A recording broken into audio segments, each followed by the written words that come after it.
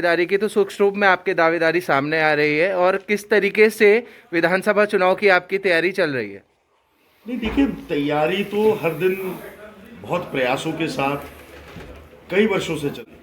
तैयारी का मतलब ये नहीं होता कि आप चुनाव में अचानक आ जाएं और आप चुनाव में बोले कि मेरा मन कर रहा है चुनाव लड़ने का। जनता के बीच में लगातार संघर्ष करना पड़ता है। हर दिन जनता के बीच में उनकी समस्याओं का हल की कोशिश करनी पड़ती है। विकास के जितने भी तरीके हैं उन तरीकों पे प्रयास करना पड़ता है और एक कार्य प्रणाली स्थापित करनी पड़ती है। तब व्यक्ति कह सकता है कि मैं चुनाव लड़ना चाहता हूं, और जनता भी कह सकती है हाँ, इसको हम वोट दे सकते हैं। तो इसलिए ये जो चुनावी प्रक्रिया है, ये कोई फरवरी के महीने में या जनवरी के महीने में याद नहीं आने वाली चीज़ है। ये निरंतर होने वाली प्रक्रिया है। समाज के बीच में जाके समाज के हित की बात जो करता है, और समाज के हित की बात के अलावा समाज के हित में जो कार्य करता है, वो व्यक्ति चुनाव लड़ने का मेरे हिसाब से योग्य व्यक्ति को आपसे कितना प्रतिनिधित्व मिलेगा? नहीं, देखिए, सारे वर्गों के लिए, सारे धर्मों के लिए, सब जातियों के लिए एक जो समान नीति और रीति इंदिरा जी के द्वारा प्रस्तुत करी गई थी, जिस प्रकार से उनकी कार्य प्रणाली थी जिसमें कोई भेदभाव नहीं था, जिस प्रकार से कार्य प्रणाली थी दलगत राजनीति से ऊपर उठकर, जिस प्रकार से एक जनप्रतिनिधि को समान कार्य पूरे अपने क्षेत्र में करना चाहिए, जैसा प्रतिनिधित्व उन्होंने दिया, उनके नक्शे कदम पे हम चलकर यही प्रयास करेंगे कि इंदिरा जी की जो सोच है, इंदिरा जी के जो कार्य हैं, वो आगे बढ़ते रहे। इस हल्द्वानी को जिन उन पे नाज था, उन पे गर्व था, उनकी कार्य प्रणाली देखकर जो अन्य विधायक, मंत्री, मुख्यमंत्री इस प्रदेश में रहे, वो वाहवाही करते थे।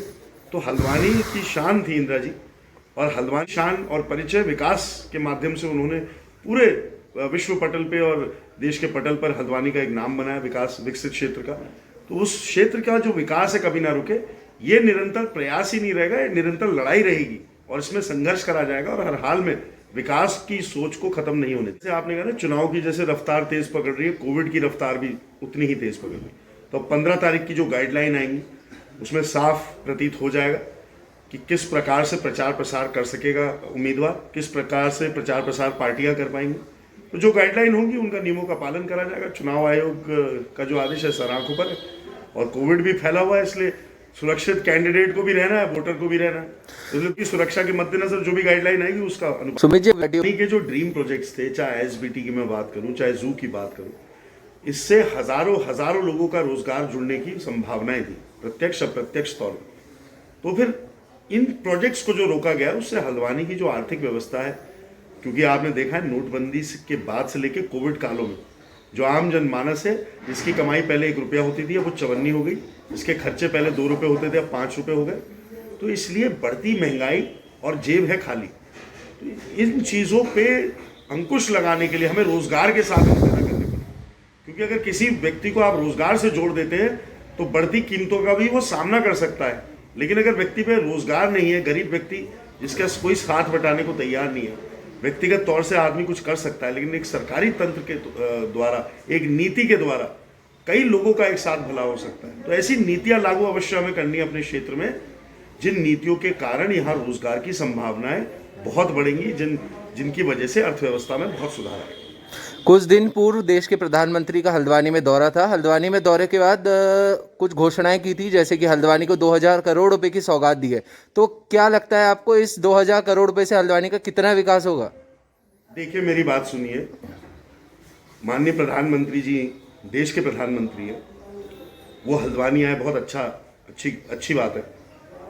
लेकिन क्या कभी ये सोचिए, 5 साल पहले जब रुद्रपुर आए थे, डबल इंजन सरकार का नारा देके गए, तो अगर प्रधानमंत्री जी आए थे, उन्हें अपनी डबल इंजन सरकार का रिपोर्ट कार्ड जनता के सामने प्रस्तुत करना चाहिए।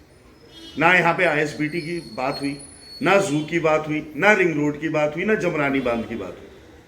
और कभी क्या इंदिरा जी ने ऐसा करा कि 5 साल तो कुछ नहीं करा, लेकिन चुनाव में जाते जाते फिर जनता के बीच में आई हल्द्वानी की और बोला कि अब मैं 300 करोड़ का विकास करूंगी जब अगली बार चुन के आऊंगी। इंदिरा जी ने जो भी रिपोर्ट कार्ड अपना प्रस्तुत करा, उसमें विकसित करके अपने क्षेत्र को अपनी जनता के बीच में मत मांगने गई।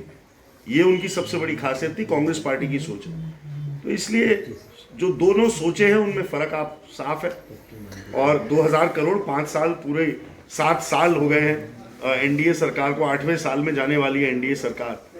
5 साल डबल इंजन सरकार को गए तो 2000 करोड़ रुपए तो अभी भी खर्च हो सकते थे, क्यों नहीं खर्च करे गए 2000 करोड़।